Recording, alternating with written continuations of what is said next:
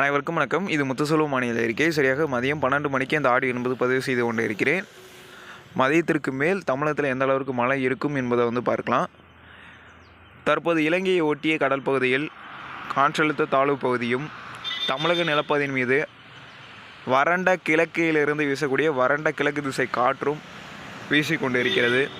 Okay, வெப்பநிலை உயர்வு தமிழகத்தில் ஈரப்பதத்துடன் கூடிய காற்றும் வருவதன் காரணமாக நாகை, தஞ்சை, திருவாரூர், கடலூர் உள்ளிட்ட மாவட்டங்களில் மிதமானது முதல் கனமழை வரையிலும், புதுக்கோட்டை, சிவகங்கை, தூத்துக்குடி, திருநெல்வேலி, கன்னியாகுமரி உள்ளிட்ட மாவட்டங்களில் வரக்கூடிய மணி நேரங்களில் மிதமானது முதல் கனமழை வரையிலும், விழுப்புரம், திருவண்ணாமலை, ராணிப்பேட்டை, வேலூர் மற்றும் கிருஷ்ணகிரி, திருப்பத்தூர், சேலம், ஈரோடு, திண்டுக்கல், கோயம்புத்தூர், நீலகிரி, தருமபுரி மற்றும் திருச்சி, மதுரை, சிவகங்கை, தேனி உள்ளிட்ட மாவட்டங்களில் சில இடங்களில் மிதமானது முதல் கனமழை வரையிலும், இந்த மழையை பொறுத்தவரையில் தென் தமிழக கடலோர மாவட்டங்களிலும் டெல்டா மாவட்டங்களிலும் அடுத்த 3 நாட்களுக்கு மழை என்பது தொடரும்.